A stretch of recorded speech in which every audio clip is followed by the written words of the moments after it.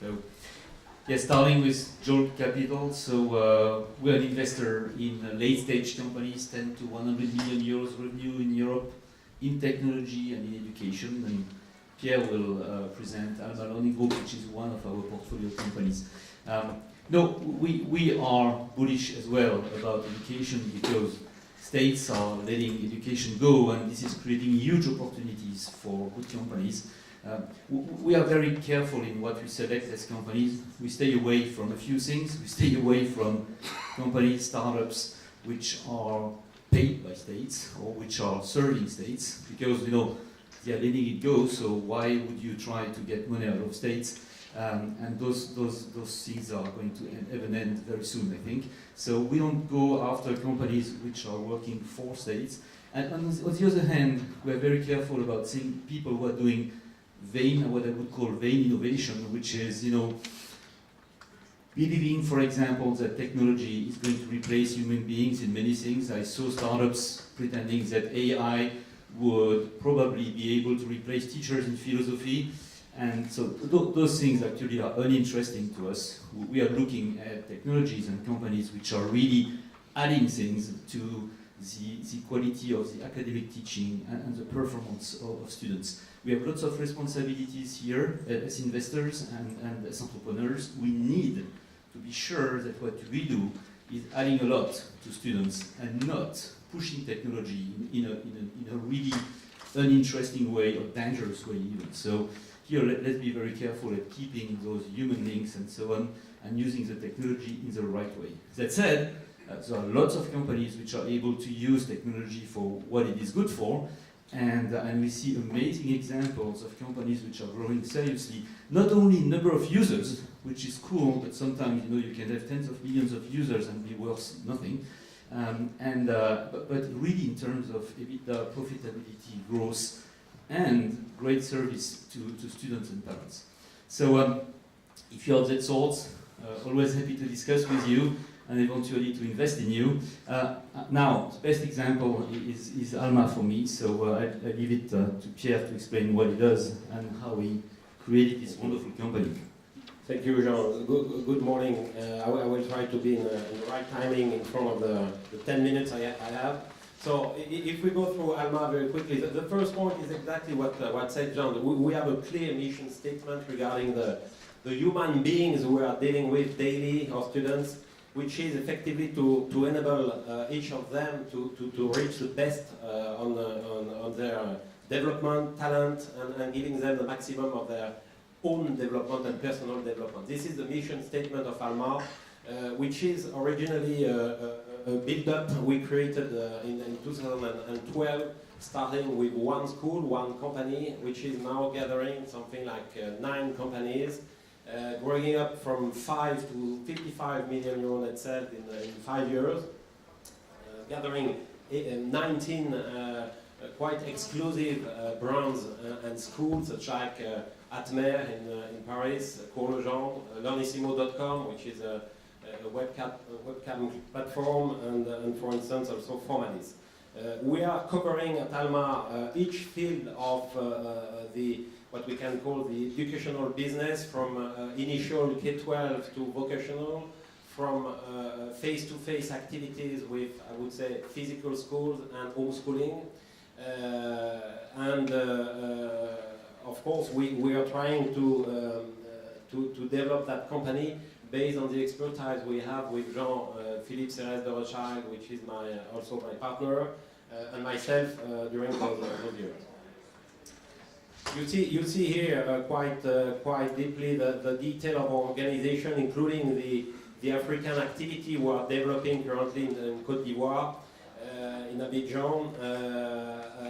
We are organized currently in 4 business units, having in each business unit a specified organization and management team, and in each field we are developing and owning our content, which is the second key element of our organization. We own our content, we develop them, we maintain them through a system, a platform we call Factory, which is allowing us to create, to maintain, and to adapt our content in each of the business.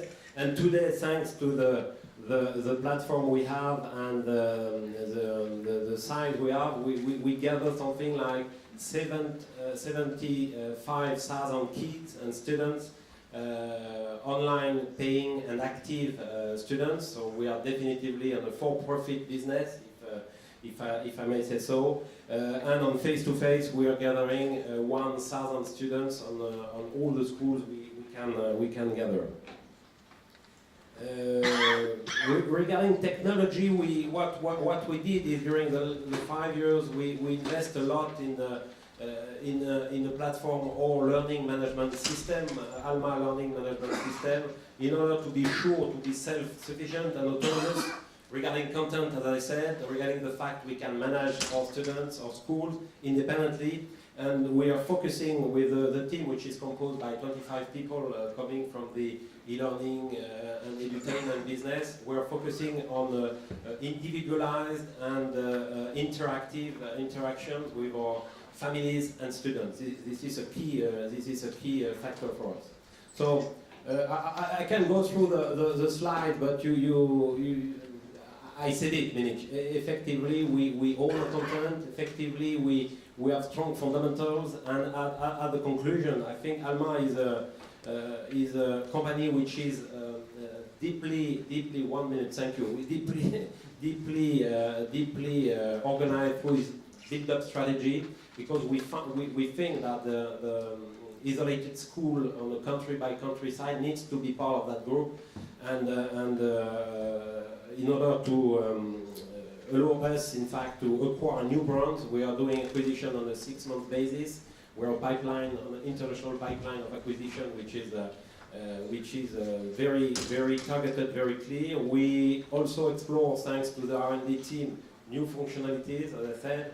And at the end of the day, we offer this unique experience through the digital platform, mixing a very academic, classical, and excellent programs and curriculum to our students. This is somehow the very short brief of Alma. Thank you very much.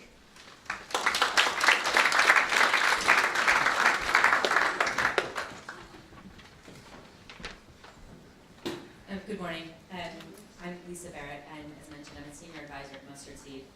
We are a global venture capital fund based here in London. And just to give you a little bit of background about me and sort of why I'm here, I started my career as a teacher in some of the toughest schools in the US. And I spent about 10 years working on education and innovation through a group called TNTP, where we would go into large school systems, look at data, and not assume that we knew the answer to the problem, but really figure out what we actually thought the problems were and create and scale up solutions.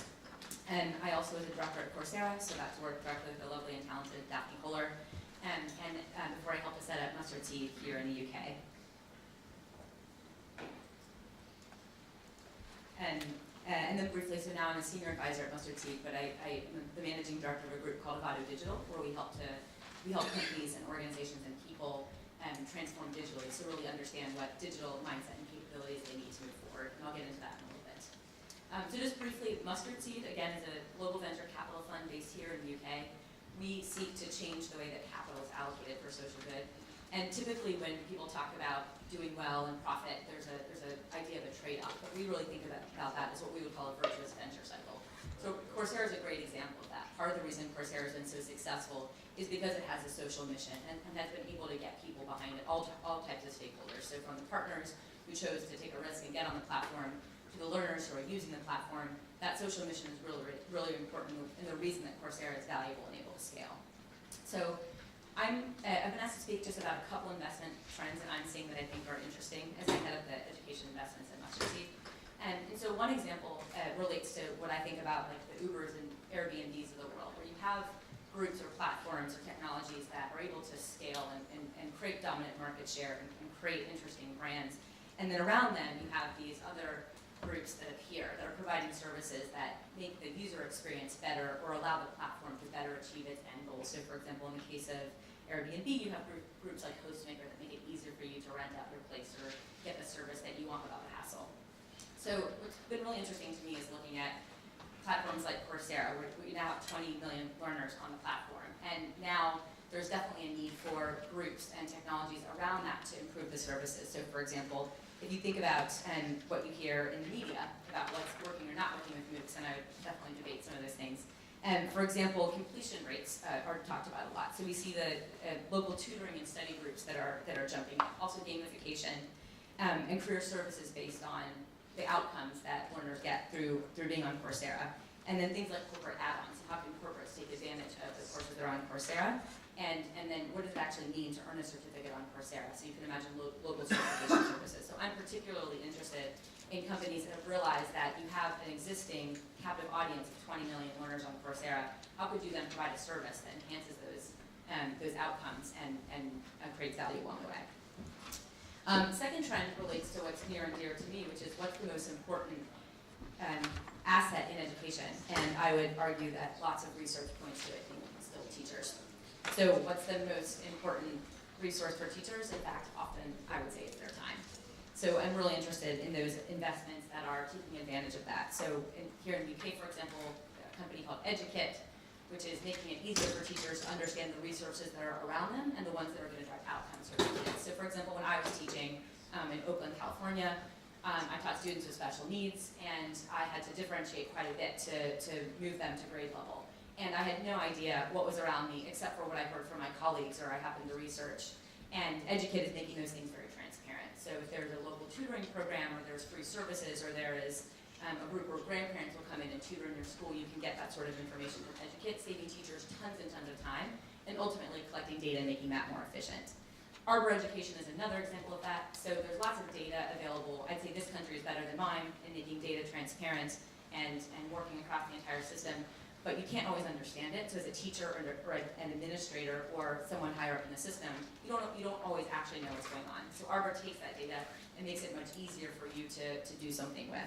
And Edmodo is another example. So parent-teacher communication is hugely important. Edmodo is one example of many companies that are trying to address this and again save time and make things more efficient. Another investment idea and trend that I'm really excited about relates to the idea of access. So I'm still very passionate about the idea that we could see an ongoing inequality gap in education despite the implementation of technology. So just because we have great technology does not mean that all kids are getting better outcomes. I believe that augmented reality and virtual reality can help with that. So my students, again, who didn't get to travel to Washington, D.C. or aren't probably going to go see the pyramids or do other things, really can have those experiences now through augmented reality. And there are a ton of companies in this space that are doing very interesting things to take kids out of the classroom without them ever leaving the classroom or create experiences that allow them to access things through different modalities. And we know, for example, that students in low-income communities tend to also learn very well through multiple modes of learning, including kinesthetics. So I think that's really important.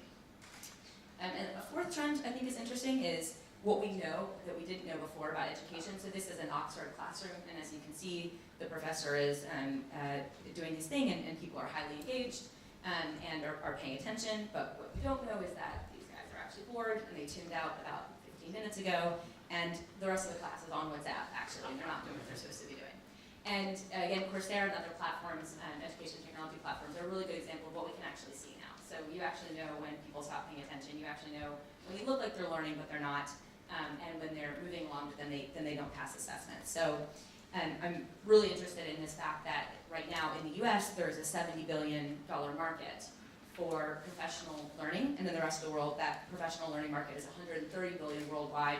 And if you talk to any L&D leaders at companies, they will tell you they don't actually know if they're getting the outcomes that they want from a lot of learning that they've had. So I think there needs to be a sea change in the way people think about professional learning. And we should see some very interesting things happening in that space that will really change the game. And that is why I chose to take on this role as managing director of Avado, where we're looking to build leaders for a digital world, working in partnership with these kind of companies. So in particular, we have a strong partnership with Google, and we believe that there's a very different way that individuals in companies can learn through very smart learning practices, combining technology, and then working with strong partners who have the right content and can bring that to life. And then just a couple of observations. So I moved over from Silicon Valley to London in January of 2015, again, to help set up Mustard Seed. And just a couple of things that I would say to anyone who's working in this space and probably is speaking to the chorus in this room.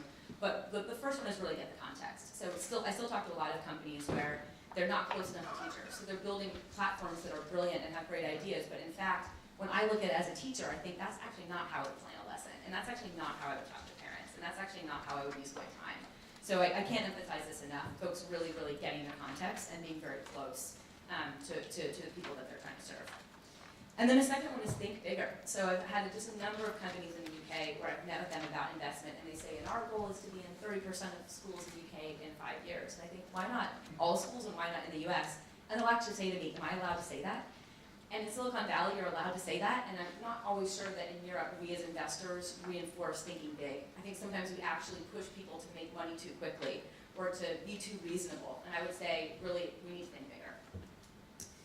And then finally, solve a real problem. So there are lots of problems to solve in education, and there are some that are more important, I would say, than others. I love this quote: the world has an infinite supply of interesting problems. The world also has an infinite supply of important problems. I would love for people to focus on the latter. And that's from Andrew Ng, who's a co-founder of Coursera, and who I find to be hugely inspiring. But I really do hope that we focus on the latter.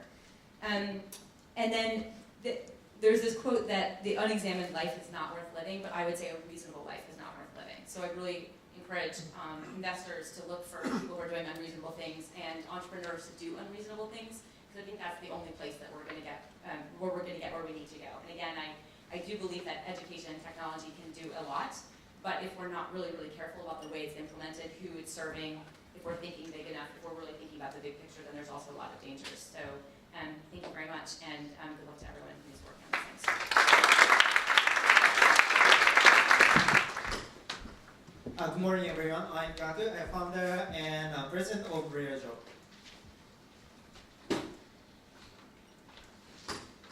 Well, today, I would like to talk about our service and about the related to investment from the perspective of the startup company.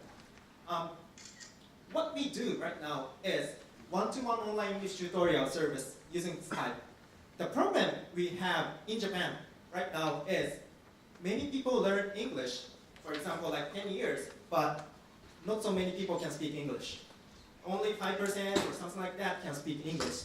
So that's a very big problem in Japan, and there is a big market, English market in Japan. So we are trying to solve that problem using our service.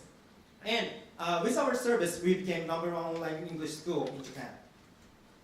And about in Japan, usually Japanese students learn English for 10 years in school, but those are mainly readings or grammars and so on. So many people cannot speak English, and if they want to learn English more, then what they do is read books or by television or radio, or sometimes go to English school. But reading books or doing television, watching television or reading books and so on is very boring. So sometimes it's very boring and it's very difficult to continue. And when they want to go to English school, they can speak English, but it's very expensive. For example, $300 per month, and they can have only 1 hour lesson per week.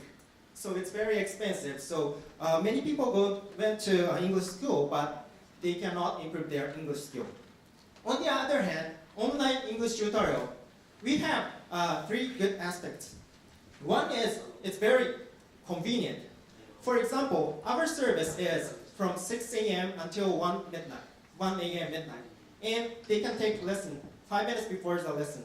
So, for example, I can book the lesson 10 a.m. right now, and then I can take the lesson using Skype.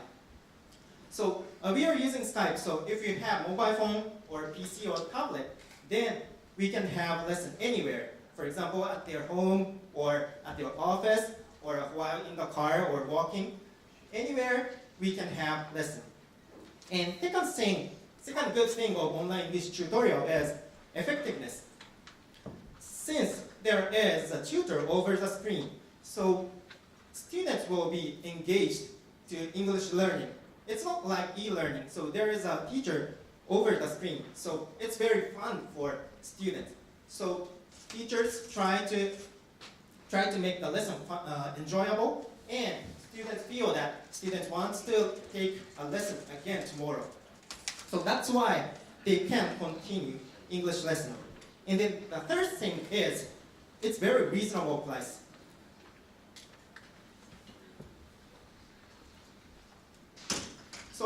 how reasonable it is. For usual traditional offline school, it costs around $50 per 1 hour lesson. But in our case, it's just around $2.5 per hour. So it's very cheap. Why we realize this is, since we are online English tutorial, so no need of school facilities. And second thing is that we are using Filipino tutors. And then Filipino tutors teach English from their home. And we have 4,000 tutors in the Philippines, and then they teach English to Japanese students. So since there is a salary gap between Japan and the Philippines, so we can have this amount. So for example, our service is like $50 per month, and student can have 25 minutes lesson every day. So they can have lots and lots of English conversation, and then students can improve their English skill. So that's why we became popular, and then we became #1 online English school in Japan. And from here, I would like to talk about the fundraising. We started our service on 2007, and half a year later, we had a Series A, and we raised $181,000 from Global Blend, which is a venture capital in Japan. And why we had this fundraising is that we would like to have help from venture company. Like, we can create service, but we are not good at, for example, accounting or related to law. So we would like to have a help from those kind of things. So we raised funds from venture capital. And 5 years later, we had a second round. And in this timing, we selected not only venture capitals, but mainly corporate venture capitals. At this timing, we raised $3 million, and we selected Yahoo or KDDI or CyberAgent, which is very popular company in Japan, and they have lots of users, consumer users in their companies. For example, Yahoo or KDDI or CyberAgent, they are consumer media, so they have millions or more users in Japan. So we would like to have a business tie-up with those companies, and then we would like to increase the number of consumer users. So that's why we selected those investors. And after that, we tried to have a business tie-up with those companies, but it didn't work so much well. We had several business tie-ups, but it was small, and so we couldn't have an increase in number of users. And after that, 1 year later, we get listed on the Tokyo Stock Exchange market. And then one year later from that, we had a capital tie-up with Mitsui & Co. And we raised $5 million from Mitsui. And after a year, we had a capital tie-up again with ZKai. This is the revenue and number of users growth. At first, for 7 years, right now, we have a revenue of $21.4 million. And with the investment, we gradually grow like this. Well, from this number of users and revenue, it seems that investment didn't increase our sales or our number of users dramatically. But in a small part, we had a very good impact on it. For example, after Mitsui's investment and the business tie-up with us, our number of corporate clients has increased double. Since we chose the Mitsui, Mitsui is one of the biggest company in Japan, and that company has lots of relationships with corporate clients. So we asked them to sell our service to corporate clients. So that went well. And then our number of corporate clients has doubled in a year. So that was a very good impact for us. And right now, what we are doing is, other than consumer market and enterprise market, we are focusing on teenagers market. And then for teenagers market, we chose one of the good company for Japanese teenagers, which is called ZKai. And then we had a business tie-up with ZKai Group. And then using that company, we are trying to increase more number of users with those companies. in our case, for investment, with the business tie-up with consumer, we didn't work well. But with the business tie-up related to enterprise market or teenagers market, it is going well. That's my